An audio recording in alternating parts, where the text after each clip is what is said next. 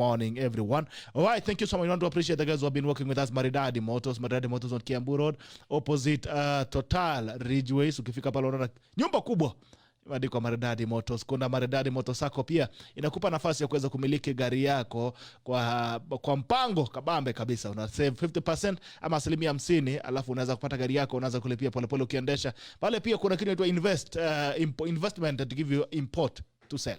Import to sell gives you an opportunity to invest your money and get a 15% return on your money, 15% per annum on your money. So hakuna mahali pengine unapata pesa kama hii. 15% is quite something that you can get from there. Henda pale moto Sparkling Motor Spa, pia Siata Mall pale nyuma. Ukikimbia pale useme mtuma na Bitok 20% on your car. Osha gari Motor Spa, acha kuosha gari na gunia huko mpaka gari inakaa kama ile harusi iko na mashida kuliko Kenya. Aya, good to see you guys. I'll come back. I'll keep giving you the shout outs. You guys having a great week. Please like, share, and let us know where you're watching us from. Eriko, jambo bro. Good to see you. Same here. How was the weekend? Very nice.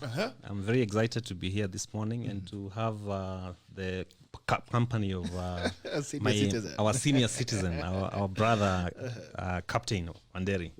Yeah. Watu wa Eldoret wanakusalimia sana. Nimesalimika. Ambia watu wa Eldoret tunawapenda sana.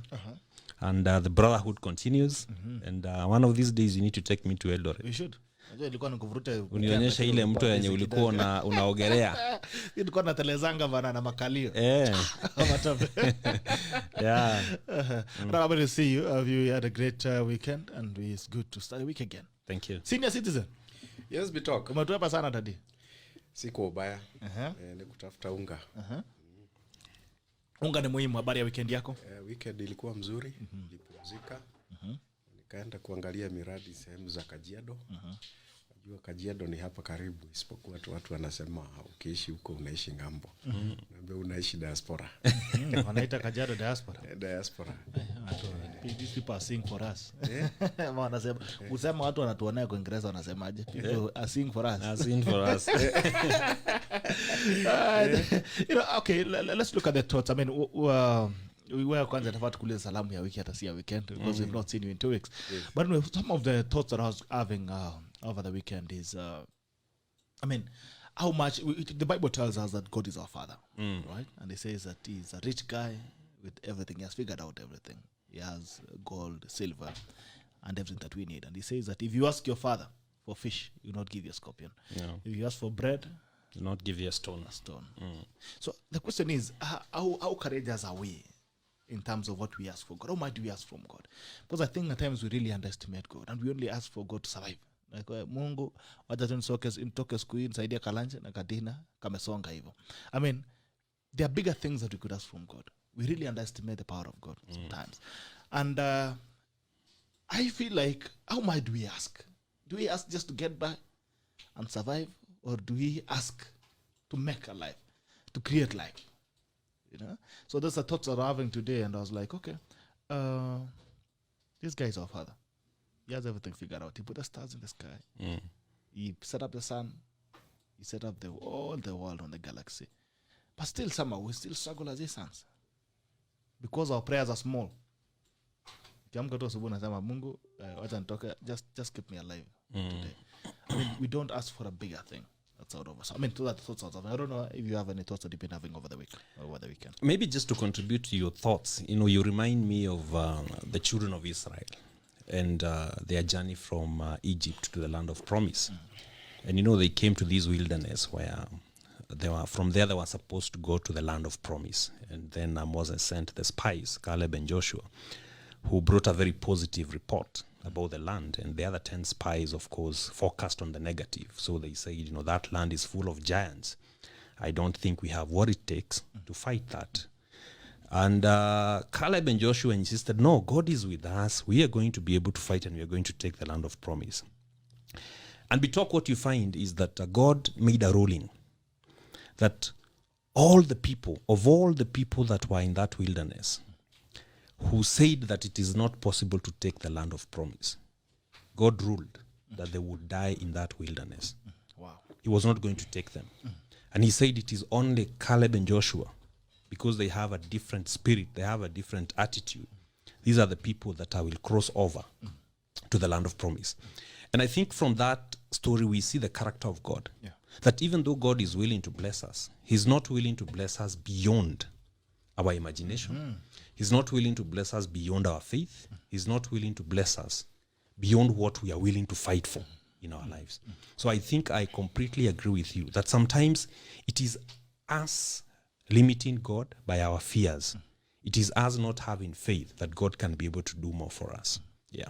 And you see, you also remind me, even as I throw it one day, you remind me about I was listening to a sermon sometimes back, and this guy was preaching, and he was saying, God, over time, over history, has used great men to make an influence in communities or in societies. He has never used small people. The person who buried Jesus was a rich man, Joseph of Arimathea. Yes. There were a lot of men. There are a lot of men in Galilee. Is it Calvary?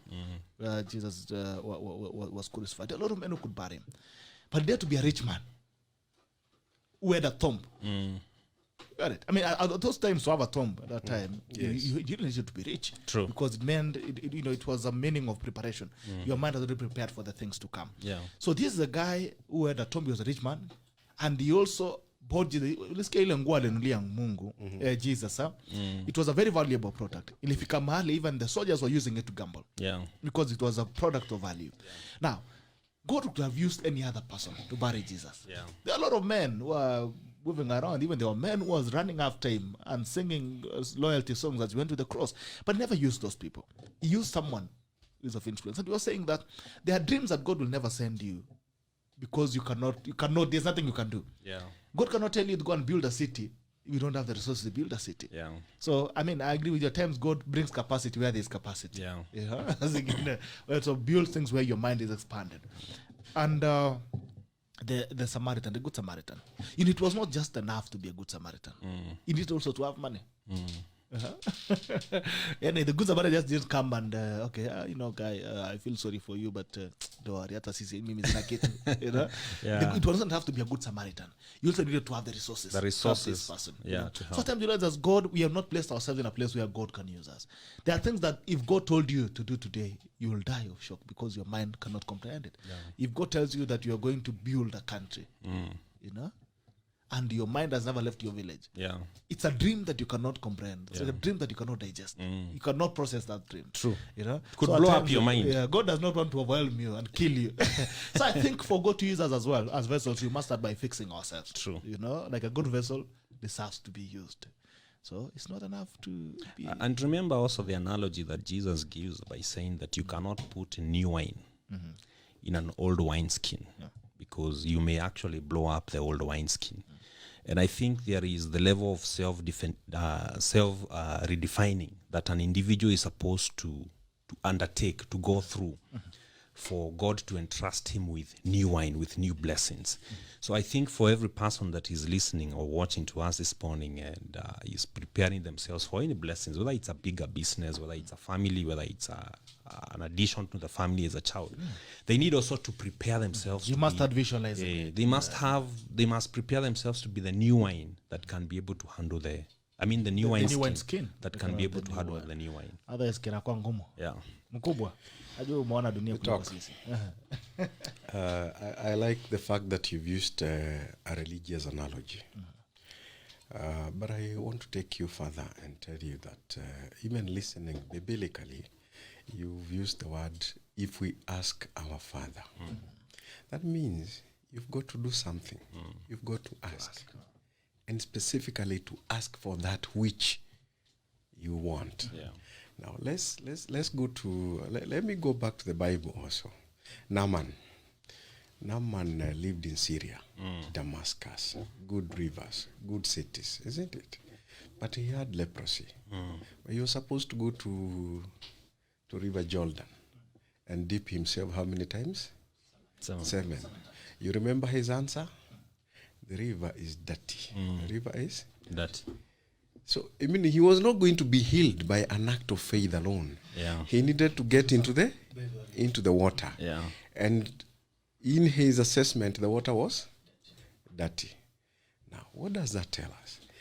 Finally, he was obstinate. I will not get into the dirty water. Yeah. I have left very clean and very nice rivers and swimming pods, and pools in Damascus.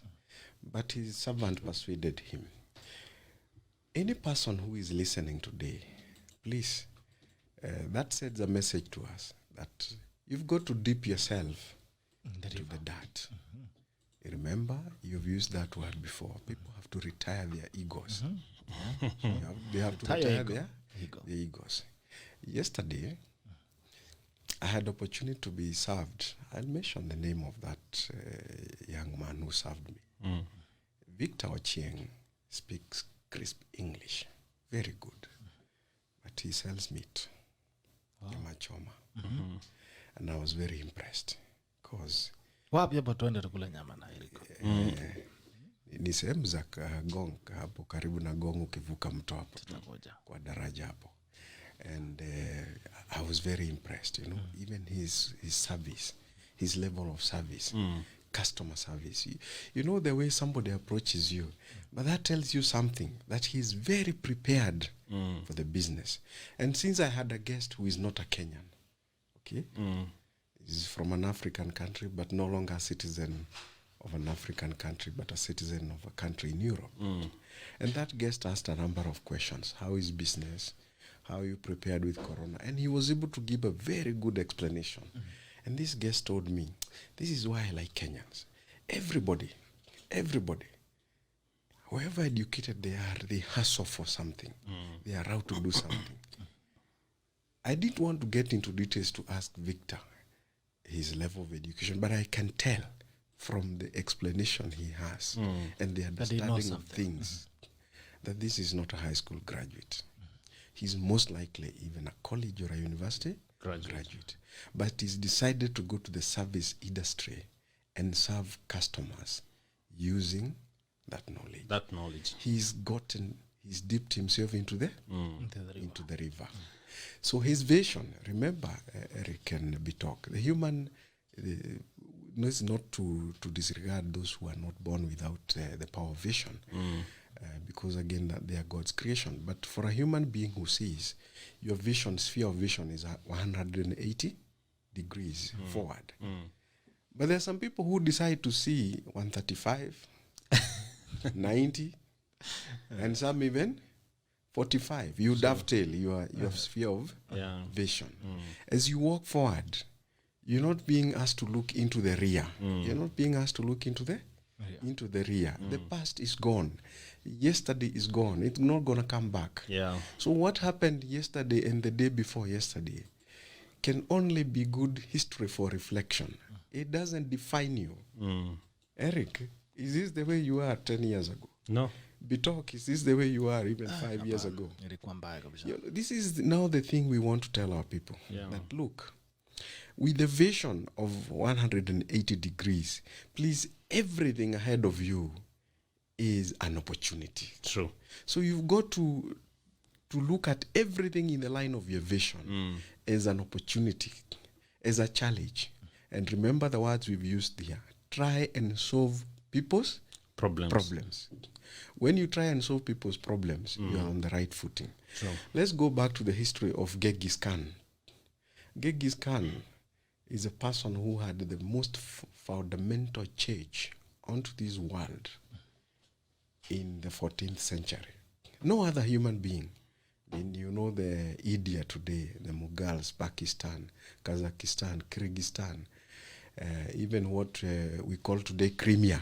Okay, Genghis Khan was only stopped in Italy because of the plague, because of the black plague. Okay, the city of Genoa. That is where he was stopped. Otherwise, he was going to capture the whole of Europe. But what you see, the civilization of India today, especially brought in by the Mughals, even in Iran, is as a result of... But he had a vision. They were not Christians. But unlike many of the communities in Asia, in East Asia, they were also not, they were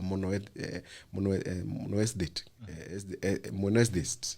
So they worshipped one God. And they used to say that the God who holds the blue sky up for us shines the sun on us. And Mongolia, in the Velds, is a very cold place. This is one of them most sparsely populated places in the world.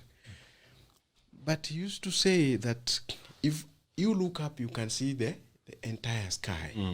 Equally, if you look forward, you can see the entire vision of 180. Yeah. So what did he do? He used a good analogy. You don't use those who do not know to help those who know. So every time he captured new territory, one of the areas where he expanded, the current city of Baku in, is it Kyrgyzstan or...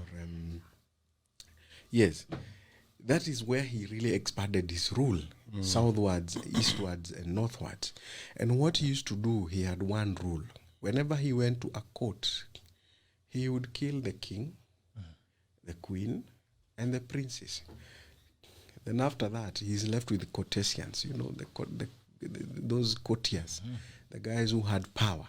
Then there are several things he used to do. Those who can translate, write, forge things by craft.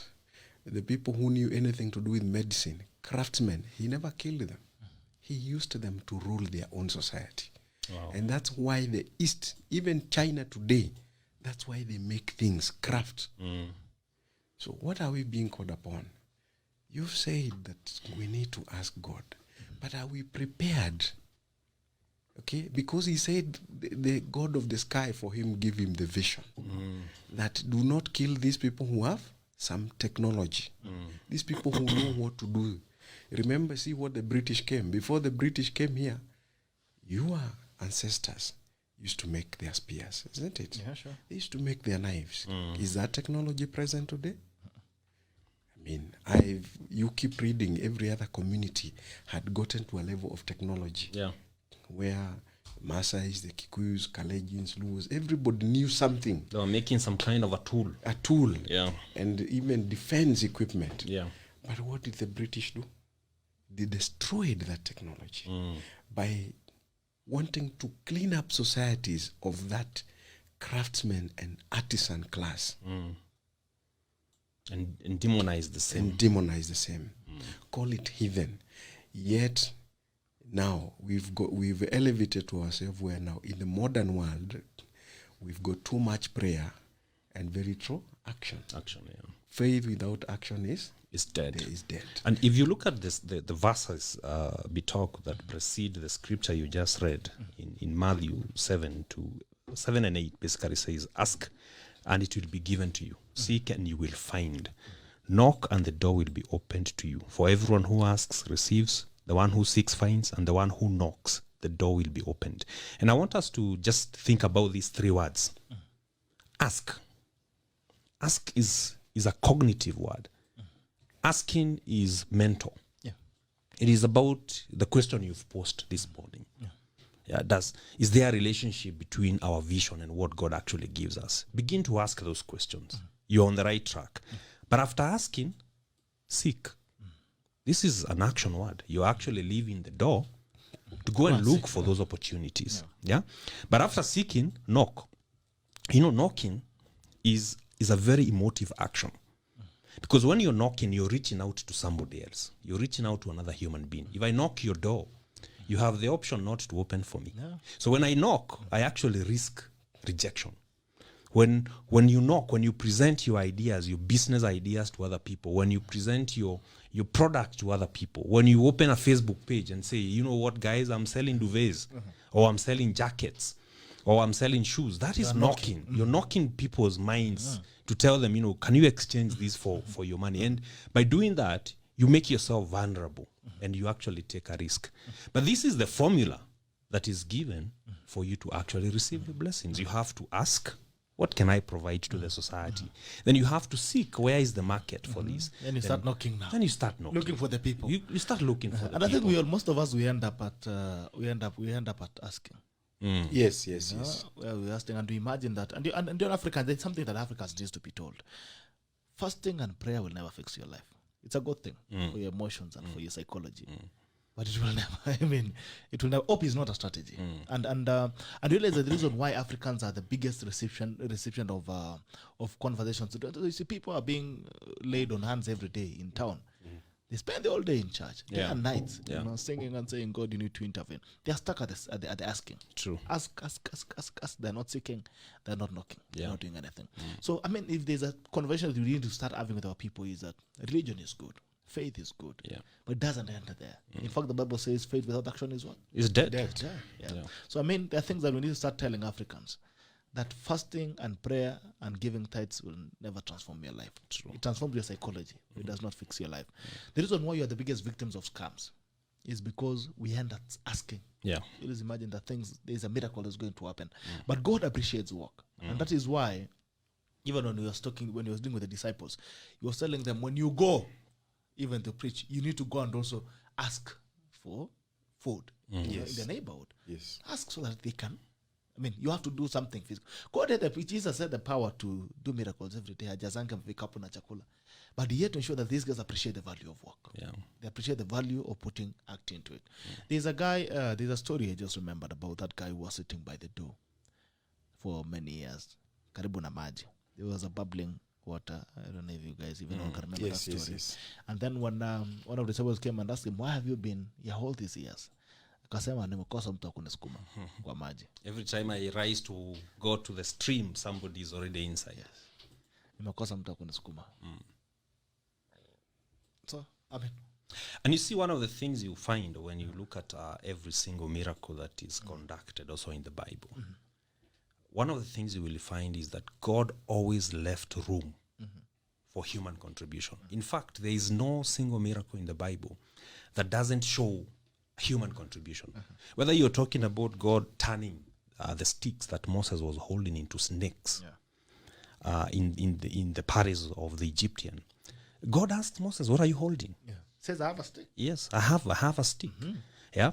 When you look at Jesus healing lepers, he tells them, "Rise up and walk." He doesn't lift them up. He tells them, "Rise up and walk." He wants them to contribute. Even when he rises them from death, he tells them, "Rise up, wake up from the dead. Amuka. Wacha kulala hapo." Yeah. So I think human beings should realize that bit, that God has designed us like him. We are small gods who are supposed to subject ourselves to him by worshiping him. But there is a lot that he expects us to do here on earth. He created the world and left Adam to continue naming his creation, meaning that he wanted man to participate in making the world beautiful and a good place. Yeah. Wow. All right. Bitok, you remember even the lady who was bleeding, and she knew, she had faith. You remember, she had faith that Jesus Christ was going to heal her, but she had to do something. Yeah. She had to touch The hem. his cloak. Yeah. And remember, he knew that somebody with faith has touched Him, yeah. He felt it. He felt it. Yeah.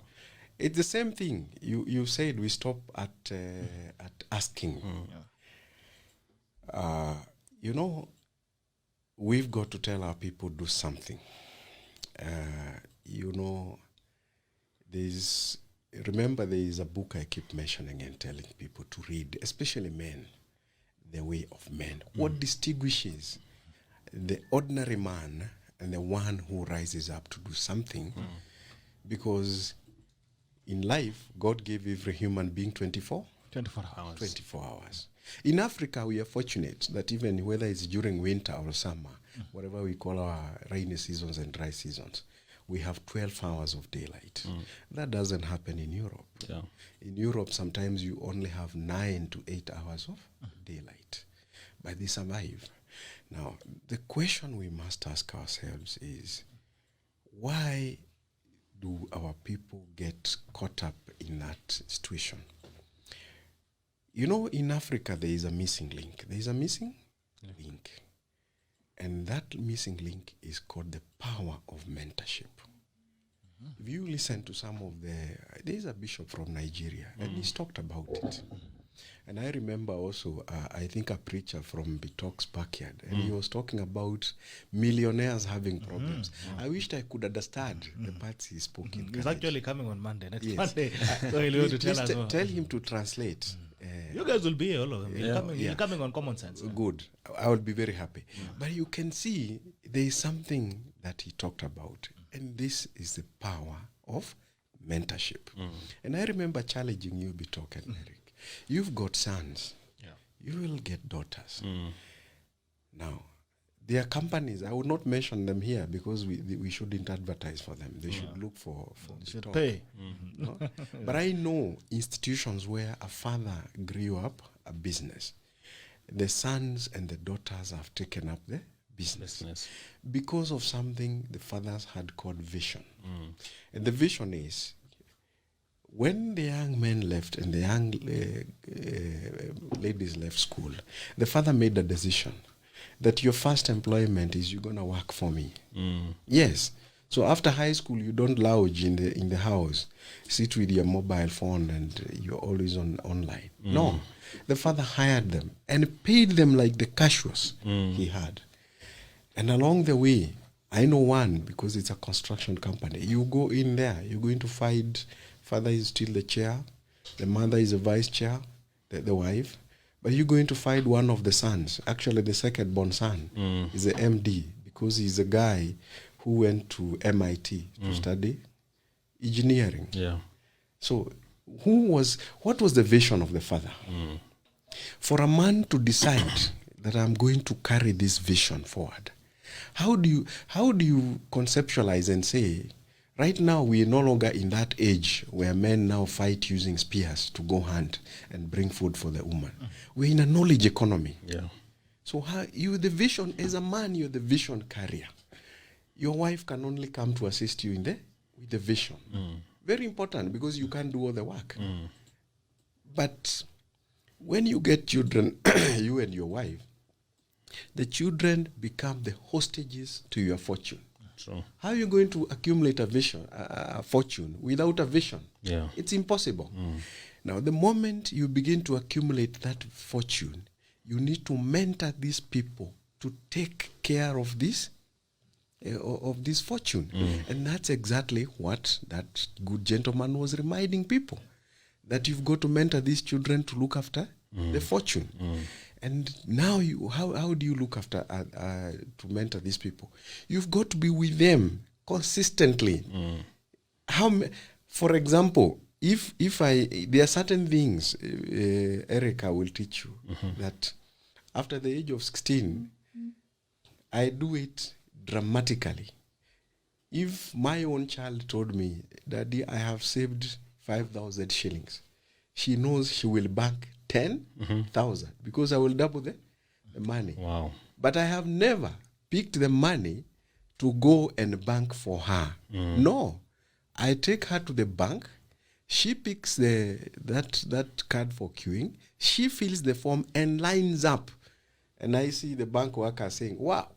Yeah, because I want her to learn that that money will not be kept in the pocket. Of course, now, if she has a phone, I'm going to tell her, deposit this money, then we can send it to the bank. You've seen your money has gone. But count yourself. If it was 3, you have 6. Then there will be questions. If I know that, for example, the fixed income rates are these, what we call them, the risk-free interest rate in the country is what is declared by the CBK every other time by the committee, the Policy Monetary Committee. I've got to teach my child this. I'm not going to wait for them to learn things from social media. After the age of 16. 16, yeah. That is something I have done consistently. And the questions we engage in and the debate we engage in is now elevated to another level. How did I learn this? Because I sat with older people and I see what they are doing. Because I have 2 mentors. I have 2 mentors. People I really humble myself to, because when I need them, I request them. Okay? Can I come and see you at this point? There are things which are not working well in my professional life. I need your assistance. So how many people, you want to succeed in business? True. You cannot, the sun will not shine on you if you sit under a shade. You must start before the sun. If you want to be great, you must bow before the great. There is no person who, even in a country, when you appointed a cabinet secretary, you go and take an oath before who? The head of state. President. Why? Must you appear before him? Even the Chief Justice goes and takes an oath. Because it is the cosmic way of nature. The cosmic way of nature. If you want to be great, be around the great. You must bow before the great. Uh-huh. Okay? But this is what our young people don't want to do. And that's why they stop at asking. Ask, yes. Knock. Ask. Seek, Okay. knock. Knock. Yes, I do mentor a number of people. And we talk. I listen to them and I tell somebody, here, I don't think you're going the right direction. Here, I think you can change this way. Okay? I had one who called me, and I was very happy that I resolved his issues, even issues to do with family, you know? Because I was really scared because of the things he was telling me, and I was like, okay, I need to listen to this guy. One day I listened for him for 2 hours, and I was with the person in the house, and the person asked, is he paying you for that? I said, no, I don't want to be paid because this is a young man in distress. And if we don't assist him now, tomorrow you will gonna read in the news. We'll deal with a bigger problem. With a bigger problem. And you see, he called me out. Yeah, he asked for help. He asked for help. SOS. He SOS. knocked. And went after a week. He is the one who called back and told me, I am very grateful. I am not able to pay you because of this kind of situation. I told him, I'm grateful that you resolved that issue. Then I also give him steps of what to do so that to reduce the risk of exposure. He had exposed himself a bit, you know, and I am very happy. He's one of the you really followers and listeners, and I know he may be listening, but I know he got help because he not only believed, he knocked and asked. He sicked and knocked. All right. Kanan Kipchumba Kilach says, if you pray for blessings, try and position yourself in the way of those blessings. Blessings don't locate you, but you locate blessings. If you want God to lead the way, you go to move your feet. Wow. That's very profound. Mugai Don Jesus Mugai anasema tuned in. Asante sana. Thank you so much, my brother. It's good to see you. It's been a long time, but I've not seen you in almost 5 years or 6 years. Right. Naona Faraja Mashallah says, mi ni msanii wa Tanzania, anahitaji kunisapoti WhatsApp number. Haya basi, watu wa Tanzania ana tayari wamefika. Sapoti tutawapa, lakini sasa wa Kenya Kiswahili kigumu kidogo. Haya sawa, asante sana Faraja.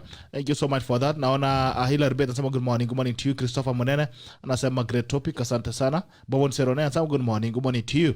Kagi Faith, good morning all the way from Thika. Nelsius Murray all the way from Diani. Good morning. Tako Gepiego Elfiz logged in from West Pokot. Asante sana. Kanan Kipchumba lagasema Kilaj, wonderful show, wonderful people. Regards to Wanderi and Eric from Eldoret. Thank you so much, my brother. Deni Royal Kipkwech Wales anasema Nairobi Park Road. Asante sana. Pastor Moses Kamau, you continue kutoka Eldoret. Keep. Good morning Gerald Bitok Salamu kutoka Kisumu. Watu Kisumu, asante sana Bisha Eric. Good morning from Kiambu Road. Asante sana Bisha. Hamani wa Imani tundi na Titi, asante sana Purity Tanui from Dubai. Mheshimiwa wa Utawala anasema morning live from Utawala ndani. Daisy Martin, thank you. Waruguru Gudao. So good morning Gerald. Good morning to you Waruguru. Good to see you. Thank you so much for tuning in. Ambrose Kibngeno anasema big brain. Asante sana. William Mwangi, good morning team. Just crying at Thika Road traffic because right now every double petrol counts, but we shall overcome. Haya, mambo ya mahuta tutaenda sasa hivi, mambo ya mahuta. Anyway, there's a book we read, and by the way, I'm sorry I didn't get to repeat to read the book again. Don't know. But it's a very profound book, and that is When Breath Becomes Air. When Breath Becomes Air by Paul Kalanithi. This is When Breath Becomes Air. This is a very powerful book, and I think the greatest thing about this book is where it leaves you. Yeah. I mean, it leaves you at a point where you want to cry, you want to laugh, it leaves you with an experience that you cannot live out of. Yeah. Because it leaves you at a suspense. There's someone who's telling you a story, and then suddenly they are dead. They die, yeah. You know? Kama angekuwa na issue tungesema atakuja andike ingine. Yeah. This is a man who's telling you a story about themselves. Yeah. But then it ends where they die, and the story is not complete.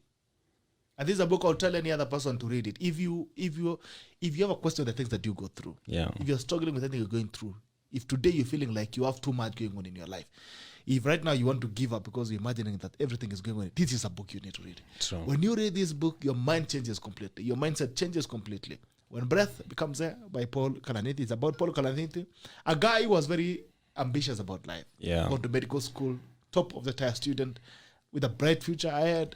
You know, a beautiful wife by the side, hoping to start a family, and then shit happens. Yeah. I mean,